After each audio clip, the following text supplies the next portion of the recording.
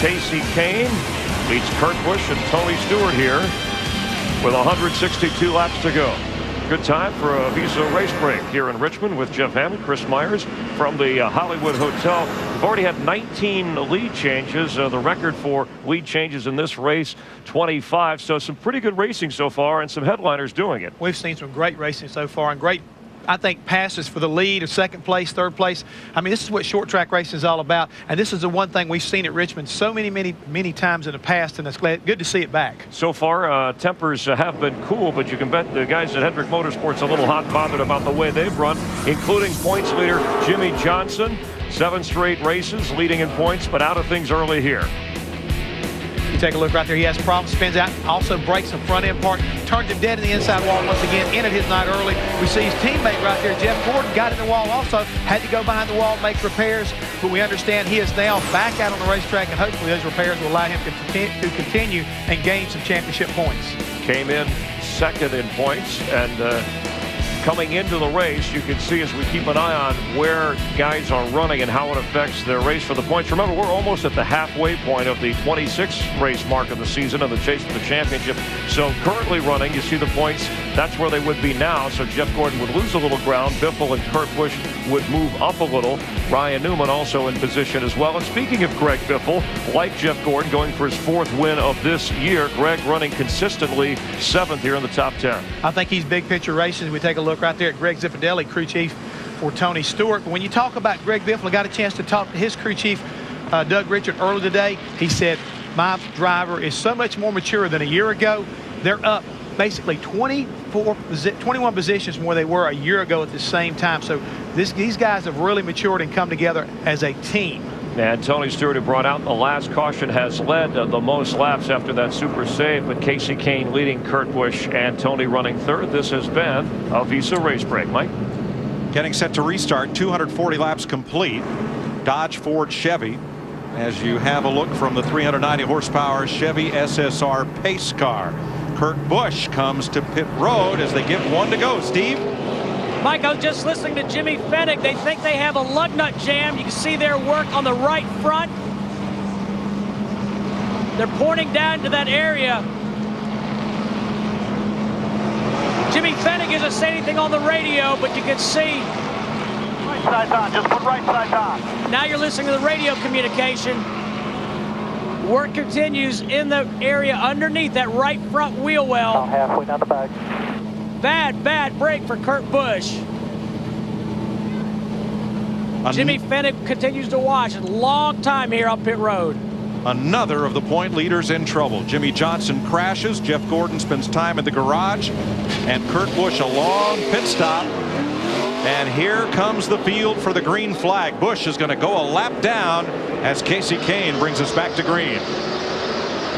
Looked like, Larry, they had a hammer and a screwdriver there trying to get a spacer plate off. Well, yeah, it said a lug nut was hung. I don't know if that would have been one of the lug nuts that came off, got up in there and got hung into something, but obviously he's going to go a lap down here. Steve?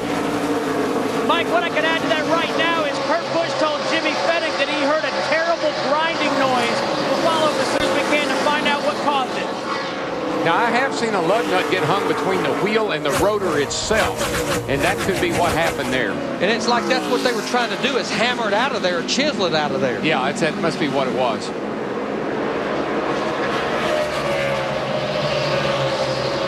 Casey Kane, Tony Stewart, Ryan Newman, Jamie McMurray, and Kyle Busch in 5th place. 3 wide out of turn 2 once again. Wow, and it's Kyle Busch on the bottom against a couple of lap cars. Oh, by the way, they didn't mean to do that. Kenny Schrader just got him in that position because he got up the hill too far.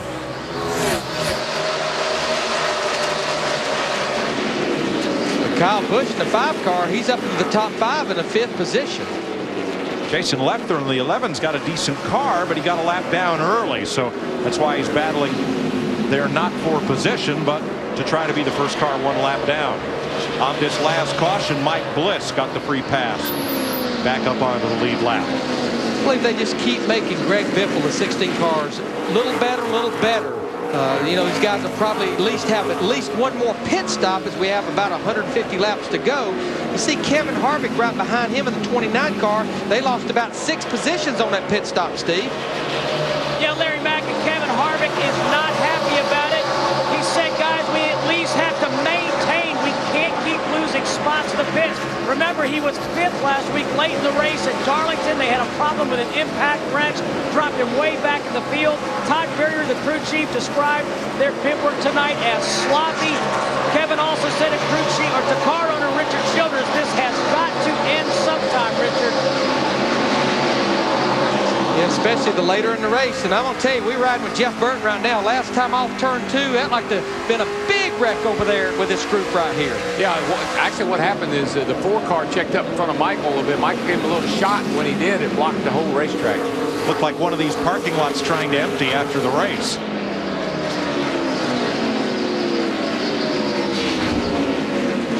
Newman McMurray, this is for 3rd place. Jamie got under Ryan going into turn 1. Couldn't quite hold the bottom, and here we go again. Mike Wallace, the meat in the sandwich, as Burton goes by on the outside, and Brian Vickers. Now he is battling Mike Wallace, I think, for position 1 lap down. I'll tell you one thing, that top groove off of turn 2 now is getting better and better. I see more and more cars really making good moves off of that corner. So, Jeff, what happened to Kurt Busch to put him a lap down?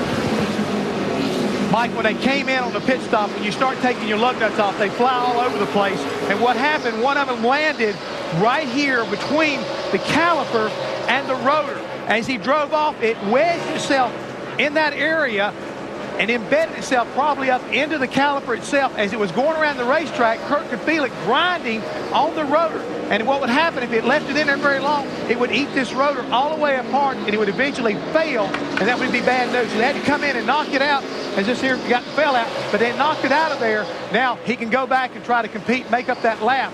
And I don't think he's damaged anything. He should be okay the rest of the evening.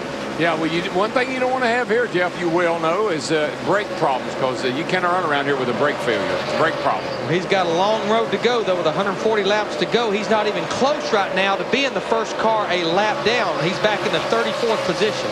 Kurt Busch came in here 4th in points. He would slip to 8th based on where he is right now. So 3 of our top 4 drivers coming in here in the points have had trouble. The one who is not is Greg Biffle, who is the 6th place car.